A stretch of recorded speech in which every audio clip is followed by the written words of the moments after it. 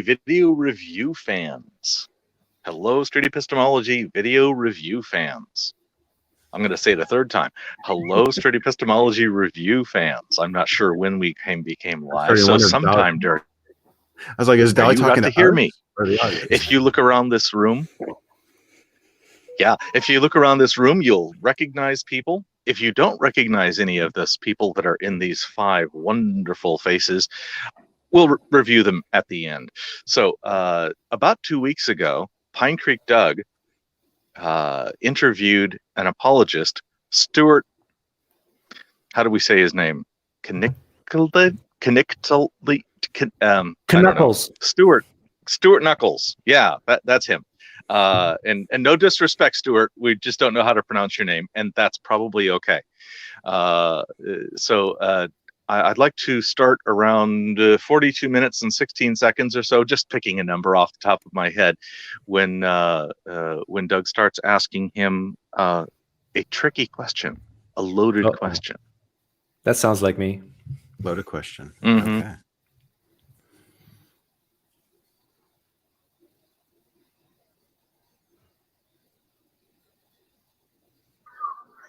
Can you hear me? Yes. Hello. Can you hear me? Yes, you are audible. Are you a Christian? I think this is the second video that we were going to review. I'm happy to review it first if we want to. Oh, this isn't the Stuart Knickles one. Oh, there we go. That's it. Right. That's the one I was thinking of. Because I want to see where we agree, where we disagree. Yeah. Would you rather spend an hour with Jesus as he was in the first century, or an hour with Jesus meditating on his word and through prayer?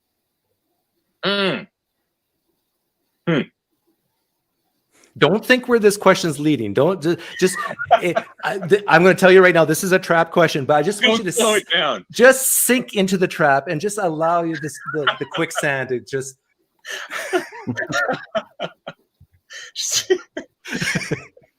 Just allow yourself to be enveloped with. Just let it wash over you. Yeah.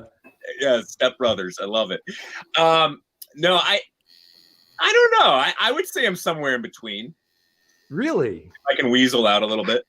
Oh, don't do that. Because if I was to change the question to your wife, would you rather spend an hour? Let's say you haven't seen your wife in a long time, and then you finally get to meet her. Would you rather spend an hour reading your wife's diaries to you, or actually seeing her? Right. See, this is why my wife said I can only take an hour with you right here. That's the reason. No, did she say that? Do we only have an hour? Yeah, I think at this point he really wasn't 100% clear on the thought experiment. I think he thought maybe he had to go take a time machine back to the first century.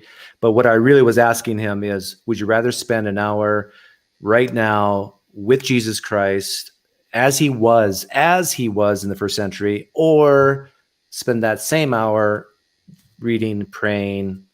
And I think it's a no-brainer question, I think. But anyhow. Yeah, you can do the reading, praying all the time. This other would be a special option. The reading, praying, you can do every day. Yeah. Right. I think kind of how you were talking earlier about, he was a little bit stuck on where were you going with your line of questioning. That's what he was thinking about, right? And what's interesting to me is why that will kind of prevent people from answering your questions sometimes.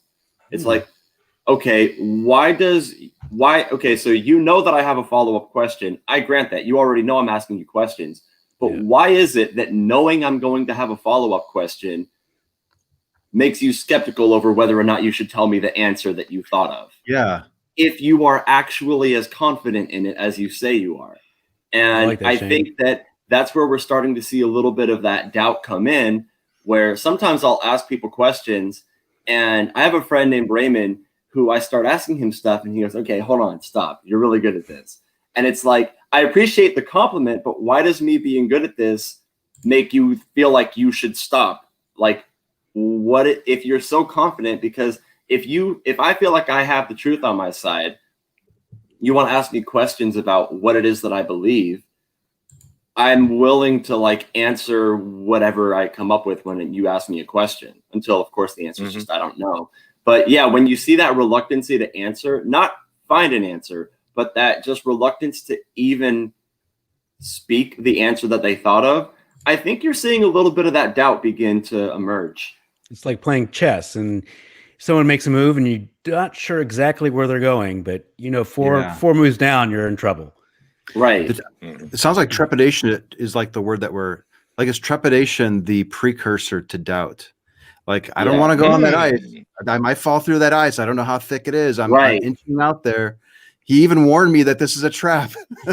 Like, there's no ambiguity here. Like, you are inching out on that ice, and I think, that there's a hesitation there, and it might actually be an indication that he's aware that doubt is a possibility. Let's put it that way. Right. He may not be thinking, he may not be doubting, but he may be thinking that that's a potential outcome if I go where he's taking me. Right. And I think it's a person having this idea that if I continue to answer these questions, if I continue to like do this person's interview, whatever this street epistemology thing that they're doing is, I might end up losing my belief. And there's a fear of that. And this is the case with my mom more than anyone. I could talk to my mom about my debates. I could talk to my mom about videos that I make. I cannot do street epistemology on my mom. Like, some people think like, oh, that's the most productive form of conversation. Not when someone doesn't want to question things. Yeah. Ask a friend to do SE on your family. Don't try to go for it yourself. Yeah, don't go for it yourself. Yeah, I think that's right. I think, well, there's also another, there is a family component here to this interview too, if I'm not mistaken. His father's also an apologist and does interviews on a campus or something. And I thought I even saw both of them once together in a debate or something. I want to say Aaron Ra and maybe Tom Jump or something. Like, there was this really big battle going on. So he might have a parent who also has this belief, which could make it more difficult to question. Yeah, who was probably watching at the time too. More than likely. Yeah. Stuart and Greg. Greg's his father? Cliff. Cliff. Yeah. And Cliff is just a little bit older than me. Well, maybe 10 years older than me. And I've talked to Cliff before when he was doing, in his heyday, going from campus to campus. Oh, I think I know who he has that Ask Cliff channel. Yeah. I'm not gonna speak about that guy. He's a great guy, actually. I haven't met him, but he's left some comments on some things that I've been involved in, and just self-promotion, just annoying. I spoke. I'm going to stop. Anyway, on this subject. I look forward to understanding how this question is a trap. On its face, it's not obvious to me why. Yeah, he's very relaxed. Rather spend with the person or studying about the person. How could that be? I didn't know either. That's what I was wondering as well. But in his mind, Doug warned him that it is a trap, so he's probably thinking. Yeah, you guys underestimate my sneakiness. Well, because if I'm in a debate and the person starts asking me questions, and I could tell it's a line of questioning that's happening, right? I'm like looking forward to see where they're going with it. I'm like, okay, here's my answer to this. What's your next question? Tell me. I want to know what it is. And if I feel like they're trying to set a trap, but it's not an effective one, it's like, okay, let's see what you think where you think you're taking me with this. And give them the chance to ask you, you answer them, they respond, you respond. But to be reluctant to answer, it's a better sign than you think. Okay. Let's hear what I did. Yeah. All right. No, she said that because she knows I need to prep for Sunday, or I get in. This is your prep for Sunday. I end up just pulling stuff out of thin air. This is your prep for Sunday. I tell you, you're gonna have the best. Sunday. You're gonna have the best message of your life tomorrow. That's my excuse. I love it. Yeah. So, no, I think if I was in the inner circle, like if I was, say, Peter or John, sure, absolutely back then. But if I was doubting Thomas, especially after 30. Oh no. How did I do that? Yes. Oh, yeah. We didn't take the time to download this stuff ahead, so we are dealing with maybe some advertisements. Let me take off the monetization while this is going on. No, you'd have to refresh. But I'll do it anyhow. I'll take off. Oh, it's okay. And probably enjoy it a little bit more today. And no, I don't think you have kind of the emotional the emotional experiential connection, obviously today. I mean, John Edwards talks about Christian hedonism that you'd get walking in the woods. I have not had that to the extent of a John Edwards. And I don't know how he was fully getting that experience where he had to actually tell God enough. Stop giving me this type of experience with you. It's getting to the point of being weird. I've never had that. And I don't know what the disciples had with Jesus, because they were offended a lot of the time too. And Peter getting called Satan and get behind me. I mean, that's got to be pretty painful. I'm even frustrated listening to this. Like, remember what the question was? Would you rather spend an hour with Jesus as he was in the first century, or and it's like, I don't care about John Edwards. I just want to hear an answer. So this is, in my opinion, a piece of advice. Take it or leave it for apologists listening. Yeah. If you don't understand the question, ask for clarification. And if you do understand the question, just answer it. Yeah, but a lot of people like to obscure, and make it way more complicated than you need to. Just keep it freaking simple. And well, if you use like hypotheticals to make analogies, what I've come to find is that animals do not avoid fire as effectively as apologists avoid hypothetical questions. Like, good luck getting an answer on a hypothetical question from an apologist. Ask him 5 times in a row, point out that he didn't answer it, and ask him again, and watch him continue to tap dance and not answer your question. It will always happen. Ask a Christian, if Jesus asked you to rape someone or something like that, would you do it? They cannot just look at you and say, I'd say no. They will always say, well, he wouldn't do that. He wouldn't do. They will never, ever get around to just saying no.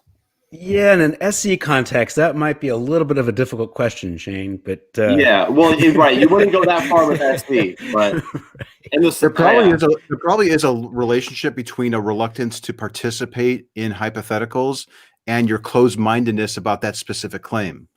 And I'm willing to bet that you probably are willing to entertain hypotheticals when it's not about that specific claim. We entertain hypotheticals all the time. But in some instances, in some beliefs, we decide that hypotheticals just don't belong here. Yeah. So that is even worth exploring. You can SE that. My last interlocutor that I debated with, he was like, "You like hypotheticals, but I like truth." It's like, no, hypotheticals are used as analogies to make points, and I can't imagine you don't know what analogies are. You realize there's a point here. And it's, okay, let's take something where it seems like the same logic applies, but maybe your emotional attachment wouldn't be evolved, and let's see what your conclusion is. And if it's different, we need to figure out why that's the case. Does he push back on analogies here though, Doug? I'm not sure. I don't remember. I did watch most of this live when it happened. But I think sincerely he didn't quite understand the thought experiment at first, and I clarify it very soon. Okay. You rather go to Starbucks for an hour with Jesus Christ than me, right? Physically, or are you talking So imagine a situation where nobody else knows that you're sitting with the actual Lord of the universe. Yeah. And you get to sit down with the God of the universe and ask questions, and maybe even and Jesus looks at you and say, "Hey, watch this," and he causes someone to spill their drink or whatever, and you both laugh, and it's like, wouldn't that be way better than just reading the Gospel of Mark? Yeah, I don't know if he would do that, though.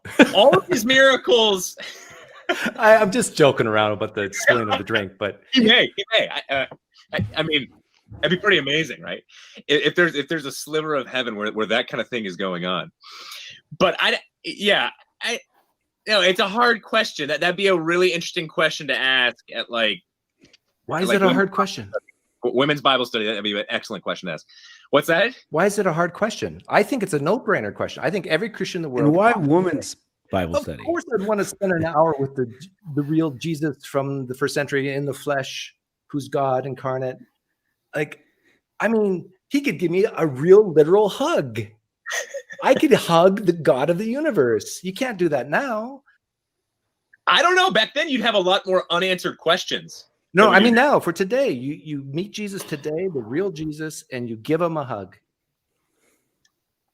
Oh, you're saying the physical Jesus today and the physical today. I thought you were saying the physical Jesus back then and the physical Bible Jesus today as he was in the first century, but today. Today, yeah. Wouldn't you rather spend an hour with Jesus like that today than an hour meditating over his word, praying to him and so forth? Yes. There we go. The bonus of being the foot washing and everything. Yeah, receiving foot washing. I mean, that's a real trip, I hear. Now, this is why. Is it? This is why this is a trap question. I've been letting you just build this one up, Doug. I'm waiting for you to drop it. Okay, so 10 minutes ago, but you're really letting this one, yeah. So this is why this is a trap question, because what that question gets to is sufficiency of evidence. Yeah. And that it forces the Christian, through my trickery, to admit that that empirical evidence is better than historical evidence. Mm-hmm. How is that empirical evidence? What? Because you're touching, you're hugging Jesus, you're listening to Jesus. Other people can see Jesus, but they don't know he's God. But in the thought experiment, and so this is, I think, the difference between you and me. You know the New Testament pretty well. I know the New Testament pretty well. We read the same things. We probably have read the same or heard the same authors talk about certain things. You see the evidence as sufficient to believe the claim that a man rose from the dead. I don't.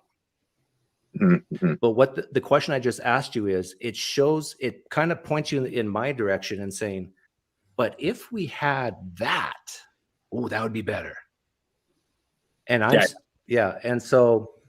and I've seen, you remember Nathan? Yeah. Great kid. Yeah. You converted him, didn't you? Yeah. And notice he did not disagree with that. And that's the key point. He didn't come up. Well, he said, and the problem is a lot of Christians like Stuart think that the evidence is sufficient. And I get that. But they also admit that if we had empirical evidence, it would be better. And I think that's a huge concession for them to at least articulate that and agree with that. Yeah. But they would never say that at the pulpit to their audience. Like, it would be really great if we had better evidence, but this is about the best that we have. Right. You have to pull it out of them. It's a bizarre thing to have to elaborate on, like, as a question. Because like you were saying, it seems like the answer would be pretty obvious. Like, would you rather get a signed autograph from someone that you idolize, or would you rather shake hands with them? Let's just say not in the COVID world. Now I don't want to shake hands with someone that anybody, but if somebody said, I'm pretty sure in any circumstance, the person would probably say, well, it would be better if I could see them myself, touch them myself, if I was there myself. They probably would be willing to agree with that. But then that same standard or goalpost is kind of shifted when it comes to this other thing that they have this emotional attachment to. But, I asked the same question to a very large Christian YouTube channel. I won't say who it is, but it was Inspiring Philosophy. And he was smart enough to know where this question was going. Mm-hmm. And he looked me in the eyes and said, no, I'd rather spend an hour praying and meditating on God's word than actually meeting Jesus in flesh as he was in the first century. And I'm going, what? Why?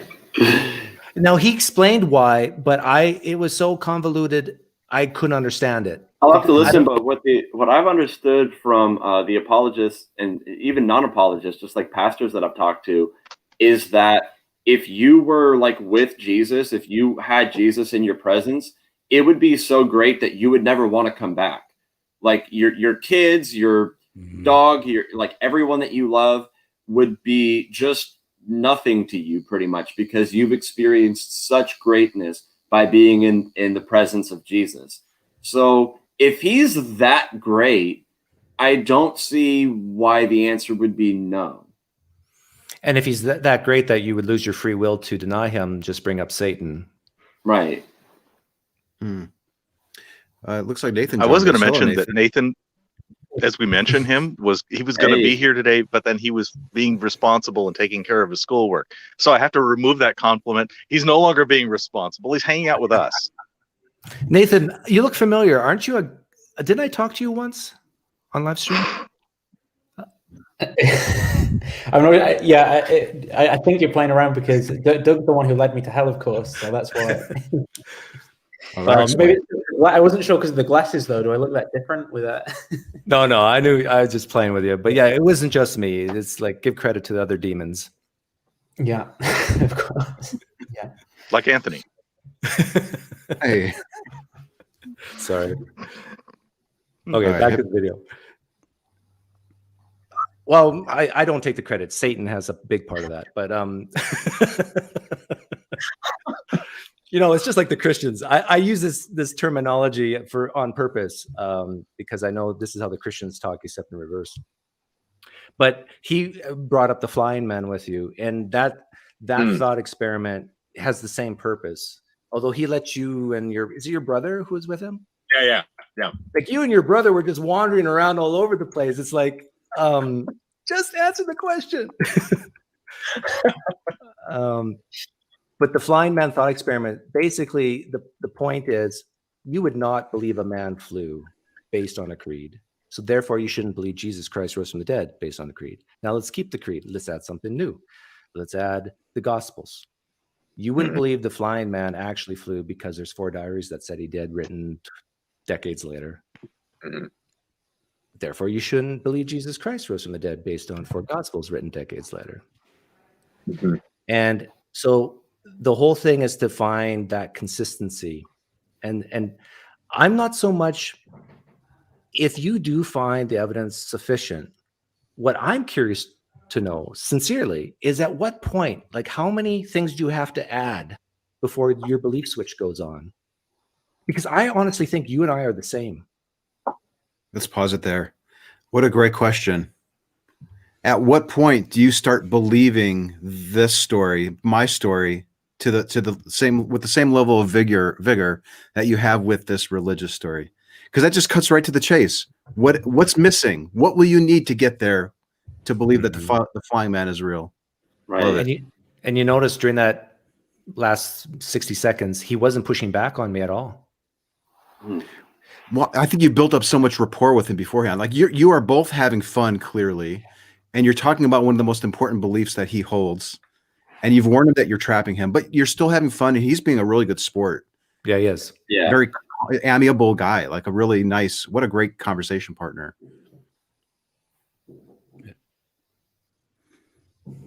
I think you would say no. I appreciate that. I think you would say no to the flying man the same time I would say no to the flying man. But at some point you say yes. Yeah, but see, I can put this question right back on you in terms of all the atheists now, their favorite little line is, we require extraordinary evidence for an extraordinary claim of some sort. Yeah. I mean, that's the same thing that you're asking for, just switched. Well, yeah, I'm asking for that the evidence matched the claim. So if I told you I had a dog, you have no reason to doubt that, I don't think. But if you did, I could open the door right now and my dog could come in here and I could show you. It's a beautiful working line German Shepherd. But if I told you now that I had a fire-breathing dragon in I'm not joking, I have a fire-breathing dragon. It's about 40 feet long. It's in my garage right now. You notice how internally something... I just wasn't quite sure what he was saying, how, and I do say that at times, what extraordinary claims do require extraordinary evidence. And I don't see that as a huge statement to make, but to him, there's something not rooted in logic for him. And I wasn't quite sure what that was. That's a common thing I'll hear from apologists, that they push back on this extraordinary evidence. Like that, no, you should just require regular evidence, I think, right? Isn't kind of their pushback? Why does it have to be extraordinary? Yeah. Did you hear what he said to Doug? He was like, you're saying what they say now. You're saying what they say now. So like Doug was like a friend, right? Yeah. But then it was like, well, but this is starting to sound like that catchphrase that the other group uses, and then it's like system one biases down. Like people in the other group are always wrong, right? Yeah, it was like an ad hominem. Doug's acting like all those other atheists I've talked to in the past. But then I thought you were different, Doug. Now you're changing. Here's why that's reasonable, right? Here's why, if I say I've got a dog, But if I say I've got a dragon, like what evidence do you need? And then it's like, oh yeah, hang on, that catchphrase that they use isn't actually that bad. Right. I pointed this out in my recent debate that, you know, because as we know, the Bible is a book that has talking animals in it. Like, we have the most ridiculous one would be a snake. And you go on and you say, why is it that you believe that a snake talked? And you like get the person's evidence, like their standard, and you say, okay, let's take that standard and apply it to my claim that my dog talked to me. And are you convinced of it based on that same line of reasoning? And they just immediately know that your dog did not talk to you. They have an understanding of what dogs are. They have an understanding that this is an animal that, as far as they're aware, is not capable of speaking. And they wouldn't believe a dog to talk until they saw it for their own eyes. Yet with a snake, which doesn't have even vocal cords, they're believing this claim. And it's really interesting to point out, okay, what is your line of reasoning? And you did a good job of this, is what is your line of reasoning to believe this? And he says, well, we have these 4 gospels. Okay, what if I had 4 diaries supporting this claim of this flying man? No, that's not sufficient evidence. But I'm using this same exact evidence that you're using, and you're saying that you wouldn't be convinced by exactly what you're convinced of now. Here's what I want to know. I'm completely fine just ditching the extraordinary word and just saying evidence that I would find sufficient to support your claim, or commensurate evidence. But even better, like, don't give me evidence that you think that I'll find convincing. I'd like to understand the evidence that you discovered that convinced you, so that you're always working with their standard, with their evidence that brings them to their level of confidence. Right. Yeah. So that I think that, you know, getting rid of the word extraordinary, I'm comfortable doing that if there's that kind of pushback that I tend to see with theists when we say we want extraordinary evidence for your extraordinary claim. Yeah, Cameron Bertuzzi uses the word specific and detailed evidence when it comes to Roman Catholic claims, because he's a Protestant. Mike Winger will use the word big evidence when it comes to evolution. So they do acknowledge this phrase of extraordinary claims require extraordinary evidence, but because they hate Hume so much, or because Hume is not in the in crowd, they have to change it. The funny thing is, though, the word extraordinary kind of fits, because their standard, I talked to a lot of theists, and a lot of theist standards are set very high to move them down. So they actually do require extraordinary evidence to move down in their confidence, but they just will take any evidence to move up. So it's a little ironic that they actually push back on the use of extraordinary from the atheistic side, because I think they have a double standard, and they have a higher bar to go down. Yeah, I'm still thinking, I'm a little bit reluctant to abandon the word extraordinary, and the reason is there is a differentiation between a certain type of claim that I think it's reasonable to pretty much just accept, and the type of claim that you shouldn't. Now, knowledge is something that requires evidence. Belief isn't. Belief is really more of a matter of like, this is plausible to me, I can believe that. So it was kind of like you were saying, like he said earlier in his interview,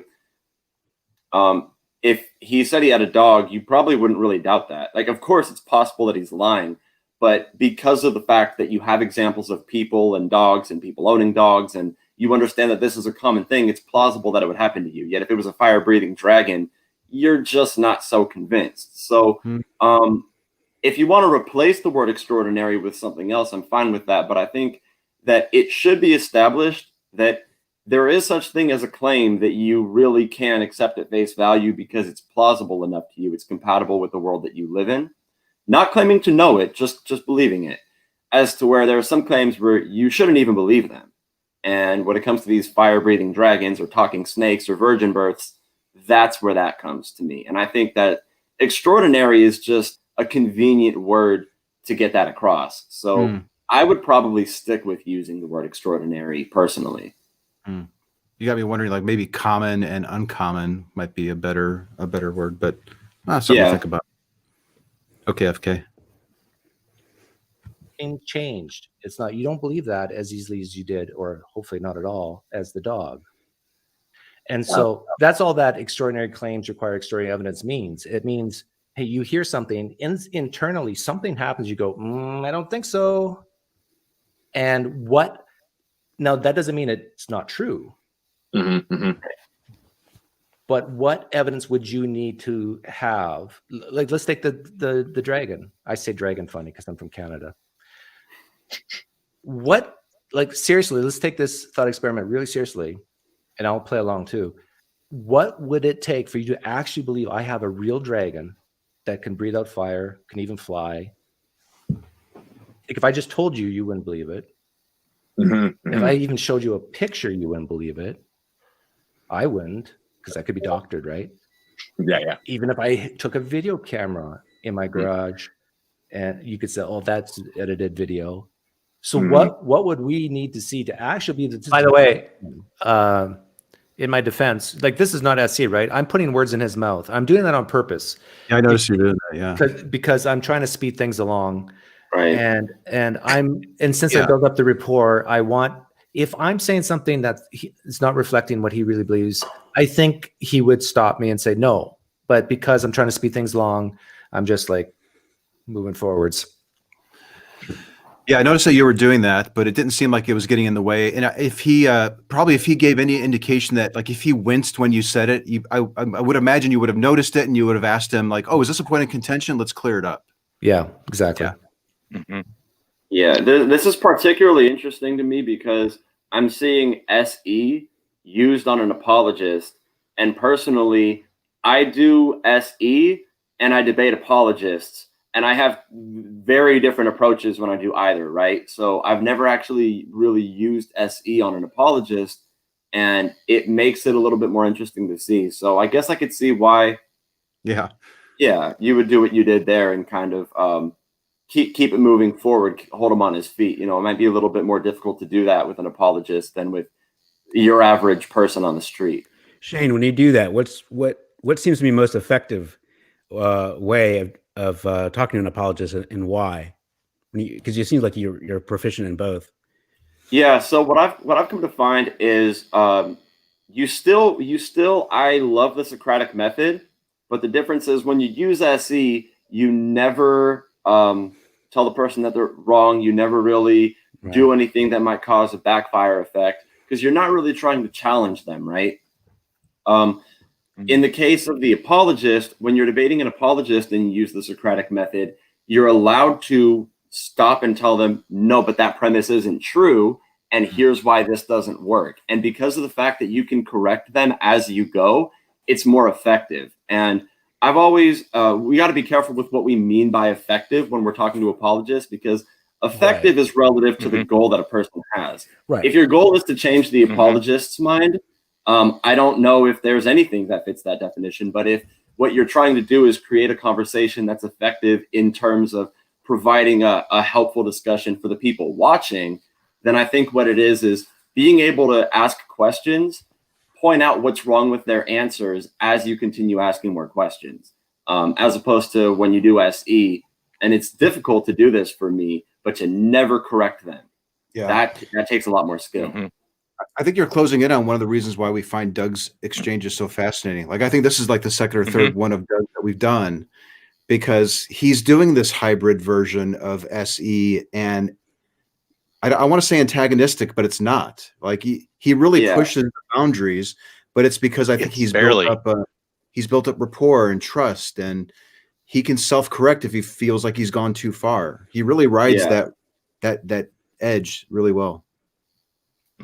Did you notice as well? He said, go ahead, Nathan.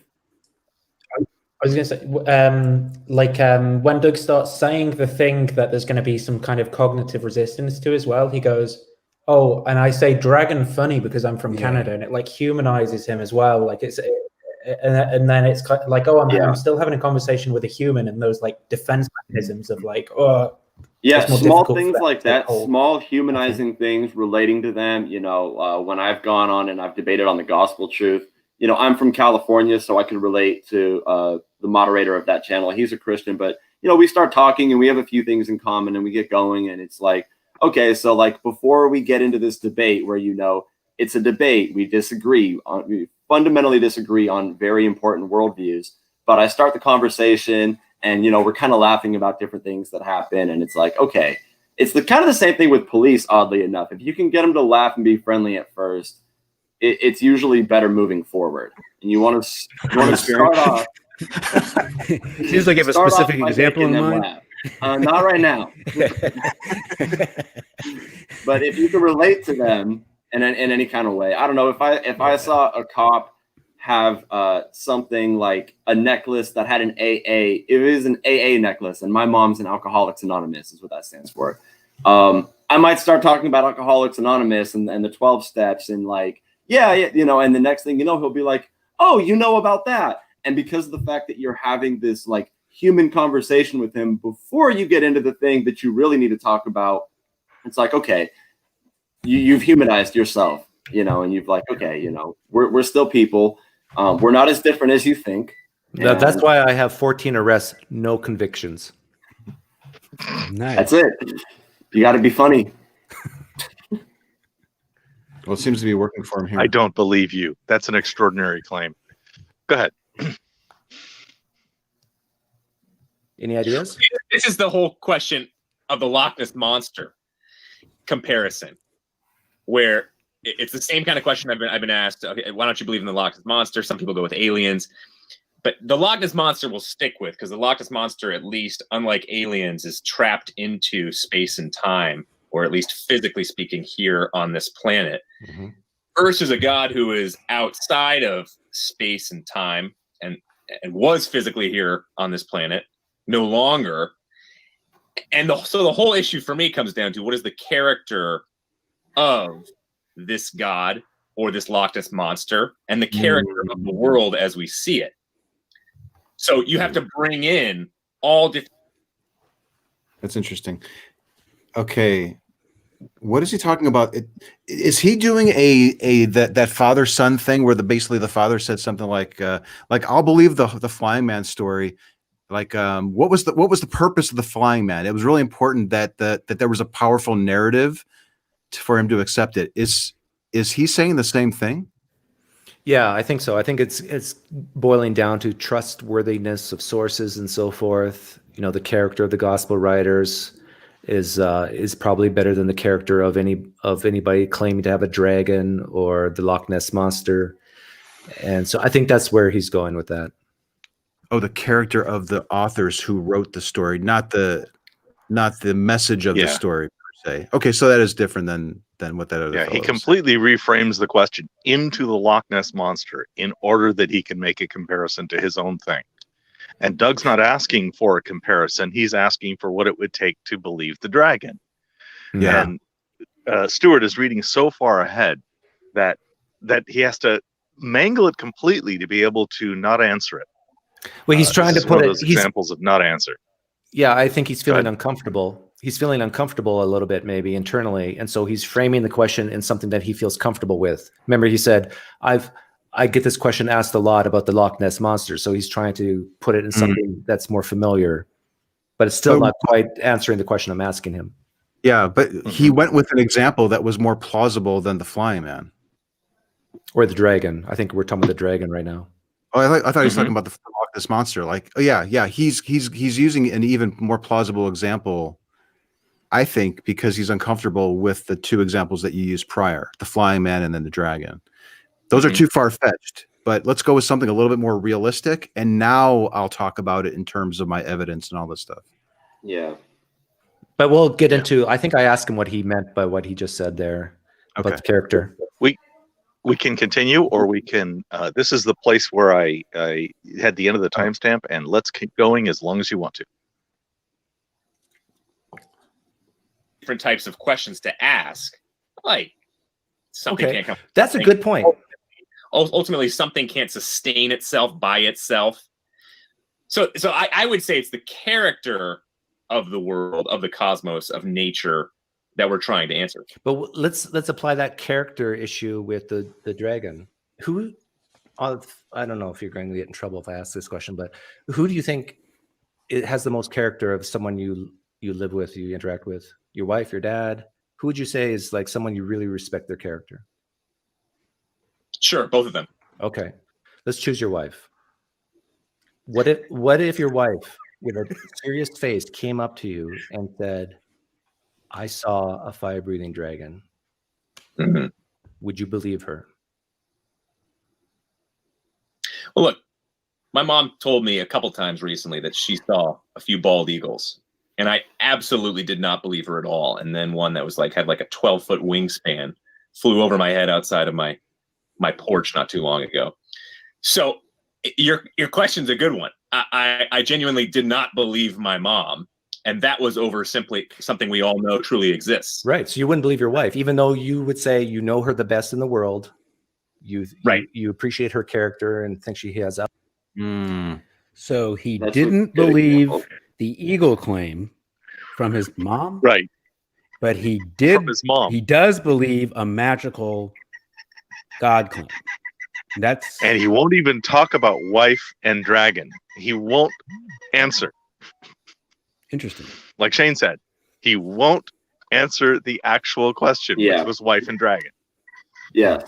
And I don't know, I found it interesting too, the example of a bald eagle, because I was at the dog park in my apartment complex.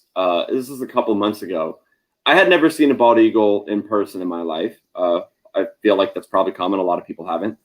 And this lady said, look, it's a bald eagle. My first thought was, some bird that looks like a bald eagle. I wonder what kind of bird it really is.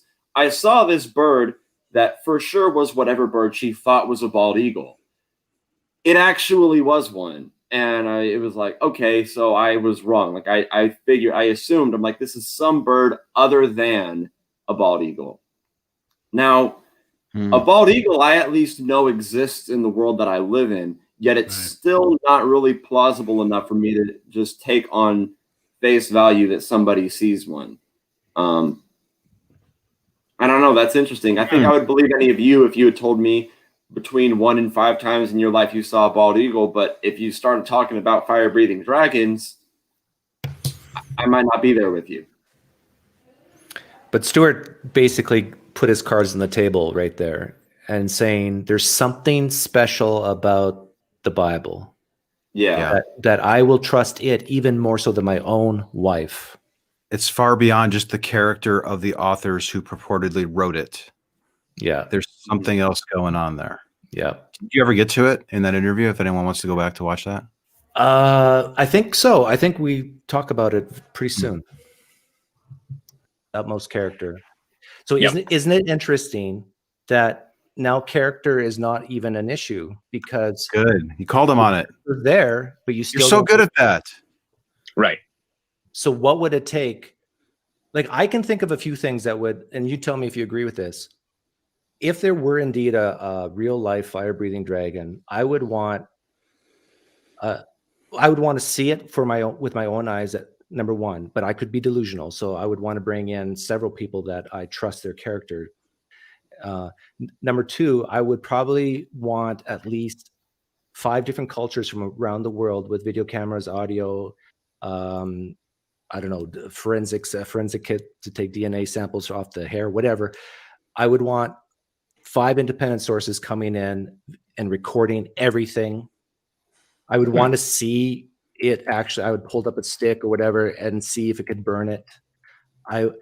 I think at that point, when we have that much agreement among so many desperate people, that I could say, I'm actually seeing what I'm seeing. But notice that for that claim of a fire-breathing dragon, we don't have any of that for Jesus. Would you agree? Well, that's why I would start with God. And again, that's the character. I'm not talking about character of God. I'm just talking about God existing at this point. I'm talking about the character of the universe, of this world, of how we're made up. Makes more sense to me with a God. And then I move to are the Gospels reliable? Then I move to, did Jesus exist? What was his character like if he did? Did he make claims to be God? He's basically just saying, I can't imagine there not being a God. I'm starting with that. Yeah. Right. He's starting with a relativistic truth claim that it seems true to me that there is a God. Yeah. Right? And the basis of his epistemology is intuition. That's the strongest thing he's got is intuition. But I think it seems to me that a universe with God is easier or something. If memory serves, I don't even push back on him on that. I said, let's assume a God exists. But does that make the dragon more likely or a man rising from the dead more likely? Brilliant. I think the interesting thing is that you've kind of brought out there's this one way that he's kind of operating in his day-to-day life. You know, like you said, even about the claims with the bald eagle or the claim with the dragon. And then there's this one thing to do with the Bible where it's different for some reason. And there's just all these weird defense mechanisms. And it's like it's like playing whack-a-mole almost with them, where you've got to like align these two things up like millimeter by millimeter. So as the way he's like applying his reasoning to everything else in the world is the same when it comes to the Bible, but it's like there's so many like cognitive pathways where like it's like a maze with dead ends and things. And you've got to like go to each one and go, yeah, it's not that one. It's not that one. And you have Doug sort of being like the guide, like, okay, we can set that one aside, so that's no longer a factor. So what is? And you just keep at that till you get to it. And then is there evidence for the resurrection? But couldn't God exist and Christianity be false? Sure. Okay. So we can put God on the shelf, really, the Christian, like. Well, if I believe Jesus is God, though. Okay. If a guy says today, I am God, I don't believe it. You don't either, right? No. Okay.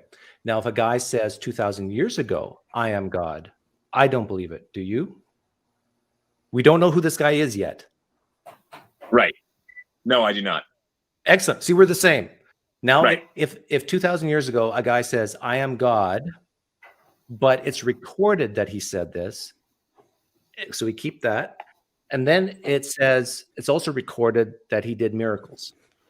Mm-hmm. I still don't believe it. How about you? Right. No, I do not. Excellent. Wow. Same. Good job. But no. Yeah, because from my perspective, just because it's recorded that a guy said he's God and did miracles, that doesn't mean it happened. Right. You know, the interesting thing, if the whole liar, lunatic, or Lord, I wonder if Jesus was a schizophrenic and he was he's foaming at the mouth the entire time he was here on this earth, split personality disorder as well. If he was clearly, we get throughout the manuscript evidence, just totally off his rocker, and yet then we have the evidence that he rose from the dead, that would be a real quagmire then.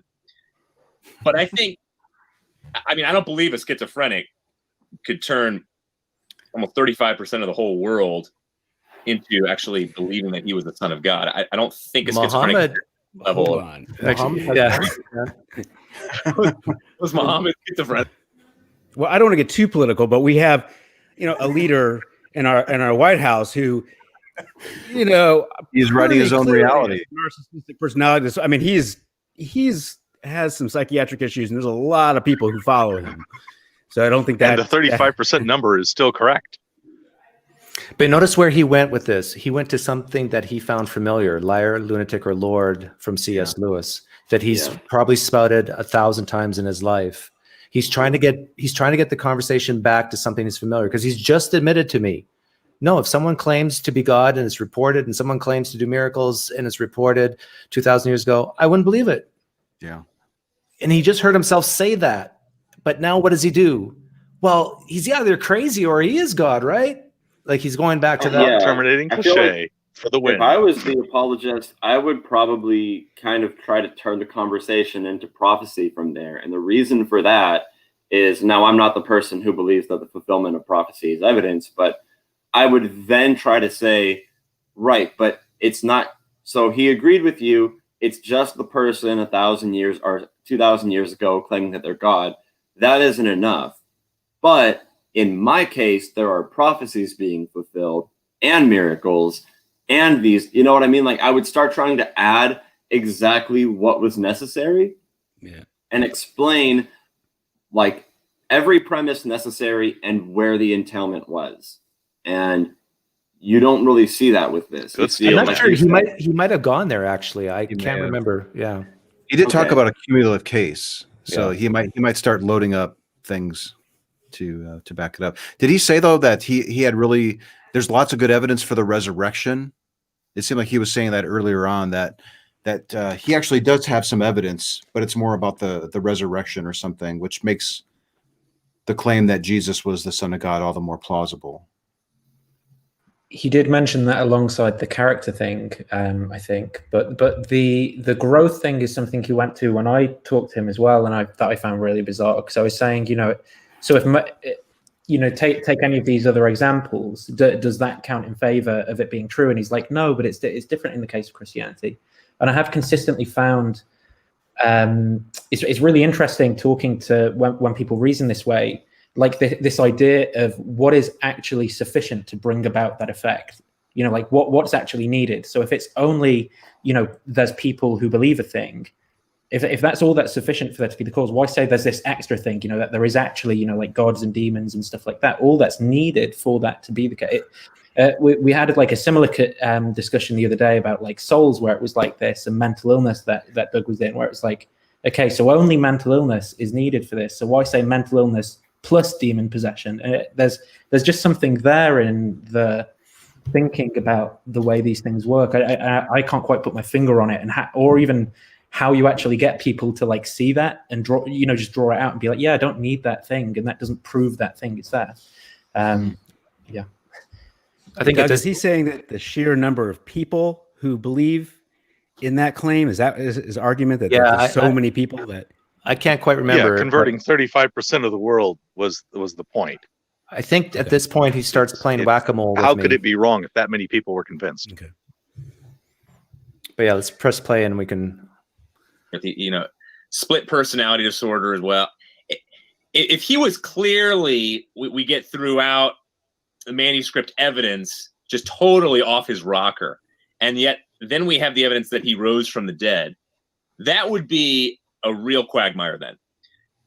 But I don't believe a schizophrenic could turn almost 35% of the whole world into actually believing that he was the Son of God. I don't think a schizophrenic level. Muhammad has 20%. Was Muhammad schizophrenic? No, but I'm saying I don't think we can use popularity to say. No. But here's the one piece. Oh, okay, let me ask you. See, the one popularity, because I totally agree with that. Because if he's going to claim to be God, back it up with his character. But we don't know his character. We know what is reported about his character, correct? Sure. Yeah. Right. So It's really the character about the authors. Yeah, good catch. Right. And enemy attestation, from what I know, is there's not direct reportage that his character was outstanding by any means, but I don't discount the gospel writers when it comes to what they reported about his character. And I would say what I'm getting to here, though, is apologists that I've talked to don't like the population argument, but one of my favorite ones does sort of have to do with the population argument, and that is with the resurrection. By far and away, my favorite line of evidence for the resurrection actually having occurred is how in the world did thousands of Jews become Christians pretty much overnight? And when I was over checking out the Roman Colosseum and hearing more about the catacombs and how quickly this thing spread, and Sadoko Endo talks about you have to bring in some type of substitute that is a great explanation that is alternative to a resurrection actually having occurred. And you can't just say, no, it didn't occur because we don't have enough evidence. No, you have to say, okay, what kind of hoax was really pulled off? And I've never heard of a good one. Wow. Well, have you heard of a bad one? Can we pause it? All right. Numbers. Yeah, he's still kind of hooked up on the numbers thing, and he seems to be saying that, the more people that believe it, you're justifying. He says, like, it seems like he's saying like that's not a good thing to go off of, but in this case, it is a good thing to go off of. Mm-hmm. So it seems like he's making an exception there. But did you hear what I said just as when we stopped the video? He said, I never have heard a good argument or explanation for the growth of Christianity. And I asked him, have you heard a bad one? Yeah, I didn't hear that. Yeah. Great. Yeah. So and more than likely, that fellow is in a tribe who can easily envision members of another tribe falling for something for poor reasons. Right? So if he's on the right, he probably knows of people on the left who are falling for things for bad reasons, or whatever group he's in. So it's conceivable that people can fall for things, and a lot of people can change their minds and go along with it because they were convinced. But it doesn't mean that it's true. Right. And it's interesting. This is where SE becomes a little bit tricky, because when he starts saying, I don't think a schizophrenic could convince 35% of the population. Well, if we're talking about 2,000 years ago, that's completely plausible. I mean, if you think about how easy it would be to manipulate people, think about, you go back in time, right? You know, magic tricks. You realize you could become the leader of most civilizations, right? Like, if you do magic tricks, all people know is they don't know how you did it. I mean, you can go to a third world country in this time, and if you are aware that a solar eclipse is going to happen or something like that, tell people that you were given revelation by God. My evidence is this prophecy of a solar eclipse. All these people know is that you told them it was going to happen, and it happened. How did he know what was going to happen in the sky before it did? So it was, I mean, we see how easily people can be manipulated into believing absolutely ridiculous things today. Consider 2,000 years ago, how much less education there was, how much less reason. Well, I think I give an example of Mormonism coming up soon, and it's not even 2,000 years ago. And he, of course, doesn't believe Mormonism is true. Right. And yet we have 6-7 million people who believe in Mormonism. How did that happen? We're surrounded by examples where people fall for things for bad reasons. So to just discount it and say, well, they couldn't have all fallen for it. Right. I mean, I was willing to agree with differentiation when he said that I generally would agree that the argument from popularity is bad. But, and I understand how it might sound ironic, but I was trying to grant that maybe it wasn't, because, well, I'm not someone who would use an argument from popularity or an argument from authority. If it is the case that 99% of scientists have concluded something, I'm willing to accept that. And the reason is, you know, for it to be the case that 99% of people who think this, it has to be tested, replicated, verified.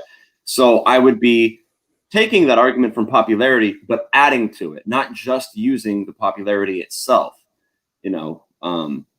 So when he said it's not just popularity, I was saying, okay, if it's not just popularity, then I'm fine with taking popularity into account. But then he did seem to actually just go with the popularity itself. So Shane, you're using a transitive property because scientists believe in it, and I trust the scientists who believe in it. Okay. Right. For verifiable reasons. Right. I think Cliff, he's making 2 points, isn't he? He's saying there's this popularity aspect of it, and then there's the gullibility of it would be difficult for that many people to be so gullible to fall for it. I think he's merging those. That's what's giving his popularity argument meat on the bones, I think. Yeah. I find it weird how he frames it, though, when he says, you know, that many people wouldn't believe a schizophrenic or whatever. But that's not exactly what they would be thinking, is it? They wouldn't be like, you know, oh, this guy who's a schizophrenic has said X, Y, and Z. In context, they're thinking, oh, a prophet has come and, you know, died and done this. It's completely different language use. They're just not aware of all the facts in the same way. There's there's unconvincing schizophrenics, and then there's convincing schizophrenics, aren't there? And the point is, the Christianity didn't grow until the first generation Christians died off. The real growth happened way after, and there's many factors that contribute to the growth of Christianity, like the Romans making it legal, for example. But yeah, let's move on. I got like maybe 10 minutes left. Okay. Me too, as well.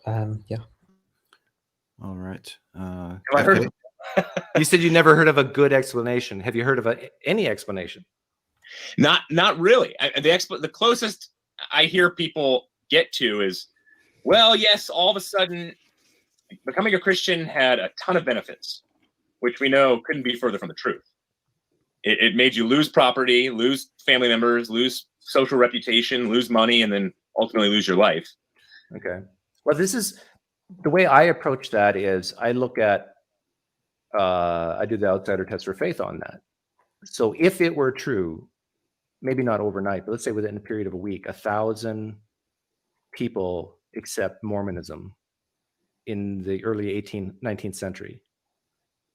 If that were true, how would you explain that? Because you and I agreed that the core propositions are false, right? Of Mormonism. Oh, yeah. Yeah. Definitely. So, but if it were true, and I actually think it could be, maybe not 1,000, but at least 100 or 200. But let's say it were true that you said 1,000, that 1,000 people within a week adopted Mormonism. How would you explain that? Right. Even though it's false. Yeah. Well, exactly. It would have to be true for me to even want to begin to explain it. Wow. I would have to gather a little bit more data and information around the happening. Okay. And the reason why it's so challenging for Christianity, obviously, though, is because you have a ton of people dying for what they knew to be a lie. Well, Whack-a-mole. Was that a circular argument? Like the whack-a-mole stuff I don't like. But let's stay focused in on the growth. The apologetic you're using right now is the growth of Christianity. How do you explain that? So if we're sticking to the growth of Mormonism, yeah, which we both agree the core propositions are false. What if I told you only 10 people became Mormons after Joseph Smith claimed the golden plates and all that stuff? How would you explain that for 10 people? I don't know. I'd have to do an assessment. Because it's at least 10, right? At least his family believed him. Sure. Exactly. I don't know. Right. If you don't want to talk about them being willing to go to die for it. We can talk about that later, but the whack-a-mole deal too is obviously Jews would be the last one to actually believe it. So I would ask the question, are these people family members of Joseph Smith? Okay, let's say they're all family. How would you explain the growth in Mormonism at its inception for 10 people? You and I could just say, well, they all believe their dad. Right. The dad said this, and the kids believed it, or his dad's best friends like Whitmer or Cowdery or whoever. They just bought into it. They had a close relationship, and they thought Joseph Smith had good character or whatever, and they bought into it. They I don't know, maybe he paid him off. But that's unlikely. It's just now. I think you can use that same type of reasoning and just ramp it up from 10 people to 100. The more people you have believing it, it's like network marketing that some Christians love to do. Low blow. It's like, he tells 3 friends and she tells 3 friends and so on and so on. Before you know it, I think in the United States, there's 3 million Mormons or more. And that's just 200 years ago. And it's completely false, right? You and I would agree. How do you explain that? Well, we don't explain it saying, well, it's true. We explain it because what I just described. And maybe the particular people who bought into Mormonism had an internal need emotionally. It's like delivering messages here. Maybe they had some problems with the New Testament and they were like rebelling against the true God. But because they had this rebellion in their heart, lots of messages. New Testament and it has more of a family dynamic, and it got rid of hell, and I hated hell. This is really attractive, right? Now, can we apply that same line of reasoning to how Christianity started? We got Jews who are under the thumb of the Roman rule. They're sad. All the things that God promised in the Old Testament hasn't happened. Right. They were ready, and they had Daniel 9. They were expecting great things in the first century, and sure enough, here comes a guy named Jesus. And let's say it's false. Jesus actually existed, but he didn't rise from the dead. The core proposition is false. Yep. Maybe they so desperately wanted to believe it was true that it started just like 10 people, and just like Mormonism, it just and then there was some persecution, but persecution actually helps a religion solidify and coalesce. He's nodding his head. It's legal by the Roman government in the 4th century or so. And then, the Romans had roads, and so then people could travel, and that helped the spread of Christianity. I think that's a very reasonable, naturalistic explanation of the growth of Christianity. Do you disagree? Yeah, I still think. Yeah, but I think we're gonna have to get you a postman uniform. And then we have to have. Are you speaking to people from Alabama right now? Or Alberta? You're not from Alberta, are you? No, I'm from Manitoba. Still cracking the jokes, you know. So, to slip into something like that, and I know you don't want to play whack-a-mole here, but then to be willing to give up everything, to be hoodwinked by a charismatic leader, I think is very easy. Yep. You look at the Branch Davidians, you look at the Mormons, you look at Jim Jones. Okay, that one's easy. I'm with you there. But there's still so many hoops. So I won't jump to all of the different issues because I don't want to do whack-a-mole because I like where you're going with this. But with Mormonism, the males were benefited so much. Oh, yeah. When you get passages, for example, like as he was, we can become. It's saying all the males will become gods and own their own planets. And get the women. Exactly. Well, they already have the women. So it's like it's exactly what the Muslims are going to get, but they have them already.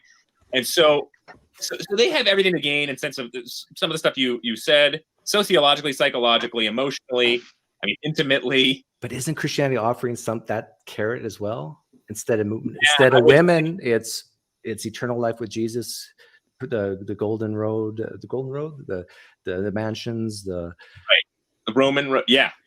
So I would say, back then, what was attractive, if you read Larry Hurtado, that historian from Marquette, he wrote the book Destroyer of Gods, and then Who in the World Would Ever, I love that title, Who in the World Would Ever Want to Be a Christian within the first 300 years AD?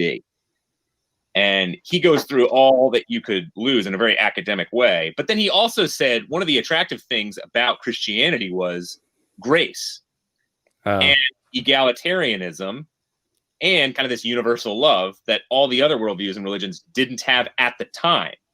And so grace basically was, it doesn't matter who you are, and the God is not going to hold you to the standard of appease me. Yeah, we can stop it here. Yeah, and so you can see he's now shifting from the growth argument to, but Christianity's special. It's now the uniqueness argument that Christianity is the only religion that does fill in the blank.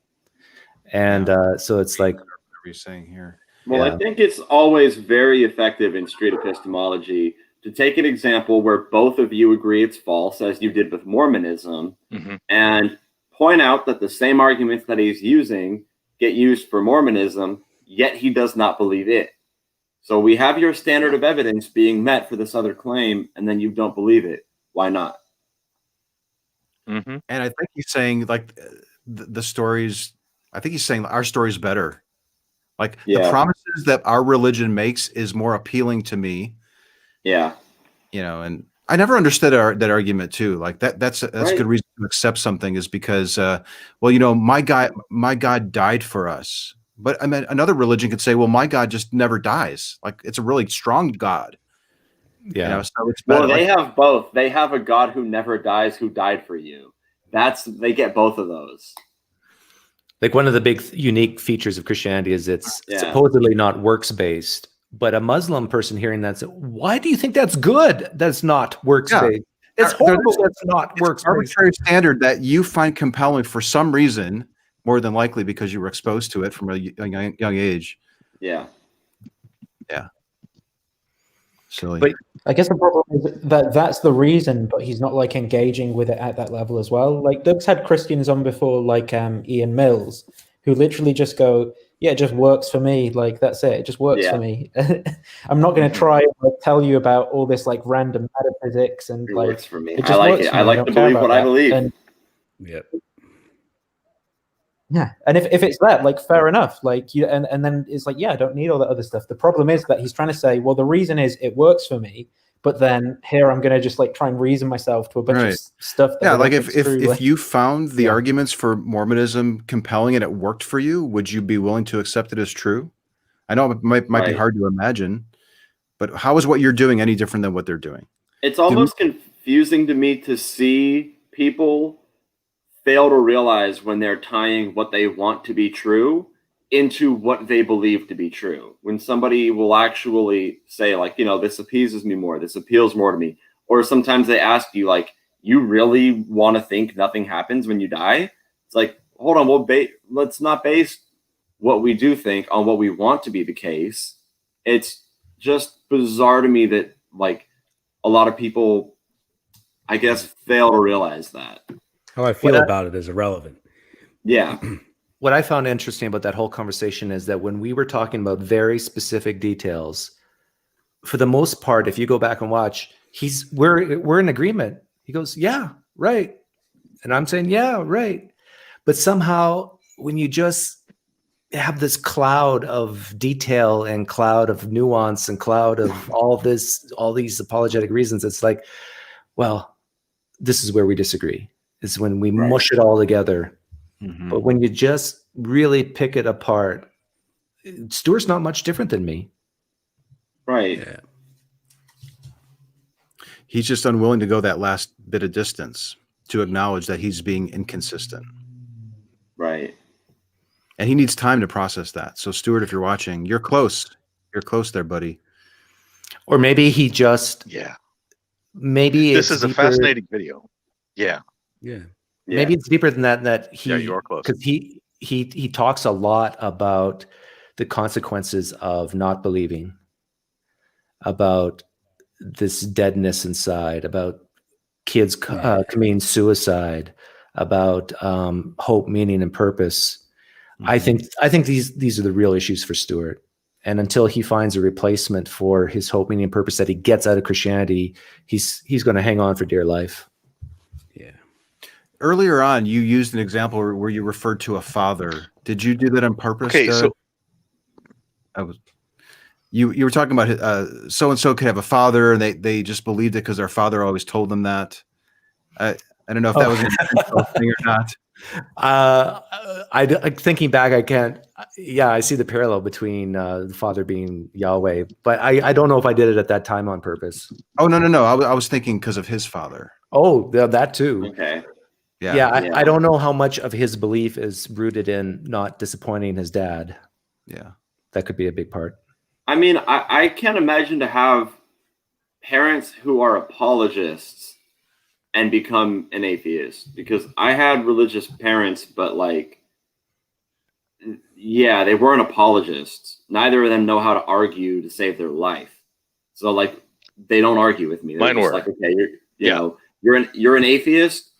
Okay, fine. I don't know what to do.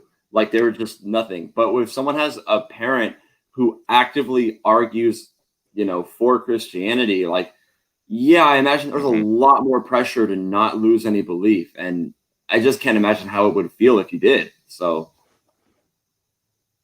Yeah. My father was the Ken Ham of the missionary school I was in. So I am an example of an atheist child of apologist parents. Okay. And my mother was the editor of their newspaper. So yes. My dad was more. We are run out of time. Yeah, I'm sorry. I was just going to say my dad was more disappointed when I stopped believing in conspiracy theories than he was when I stopped believing in religion. So. Interesting. Yeah. Wow. Anyway. Okay. Yeah. That's a weird faith. So we're out of time. Thank you all for coming to this. If you want to watch this video, it's 2 hours long, and it's actually fascinating. So go check it out. It's on Pinecreek's channel. There's probably a link for it in the doobly-doo. I'd like to outro everybody that's here. So I'll start with the people I'll go in reverse order of when they join the room. Nathan, tell us about yourself and what do you do? Yeah, my name's Nathan. I've got a channel called Digital Gnosis. Presumably the link will be in the description or something if people are interested.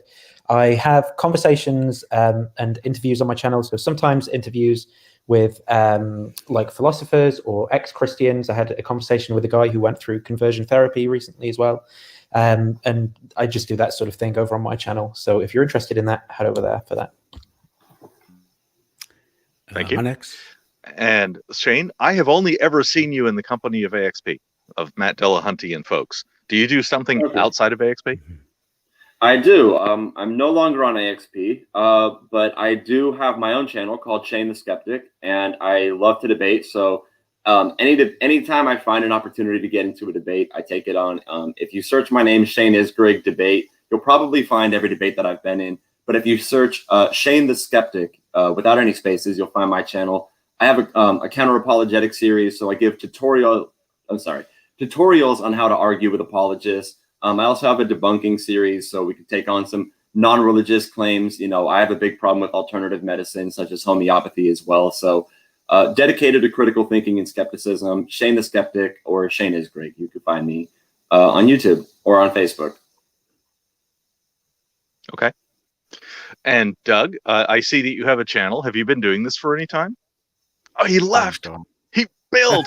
He bolted. So okay, that's all right. So, Mark, tell me about your channel. What's your YouTube channel? I don't have a YouTube channel. I hear they're great, though, but I have a podcast. with you. It's called Being Reasonable. It's a weekly conversation show. It focuses on how we've arrived on our deeply held views and the reliability of our views.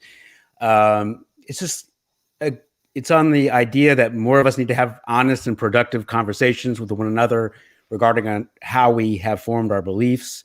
And I try to reach our audience. It's really produced more as a radio show. I try to reach my audience more on the radio than I do actually on a podcast, because I really am trying to get to people who might not normally listen to this sort of programming and just stumble across it while they're driving down the road and start thinking about these things. Okay, thank you. And Anthony, I already know you have a YouTube channel. Would you tell us about it? He does. Yeah, YouTube channel. It's under my same name. I haven't been uploading too much. I've got a few things in the queue. I think the next video I upload might be an animated version of a conversation I had with somebody about faith. So keep an eye out for that. Probably sitting on just a few more videos that I'm going to upload, and then really dedicate a lot of my time to the course that we're developing for street epistemology with this multinational team of volunteers. Very excited about that. So that's going to be my major focus in 2021 is the course. That is also my major focus, and part of the reason why I've taken about 2 weeks off of producing anything besides being COVID restricted from going outside. We will be doing on my channel more interviews coming up. My first duty this week, tomorrow, is to invite about a dozen people, some of which you see here in the room, but to come do talks with me, anything about SE. And that's it in the doobly-doo. So thanks everybody for coming. Thanks for talking about this video, and I look forward to seeing you again soon. Thank you. Bye-bye. Thank you. Bye. All right, take care.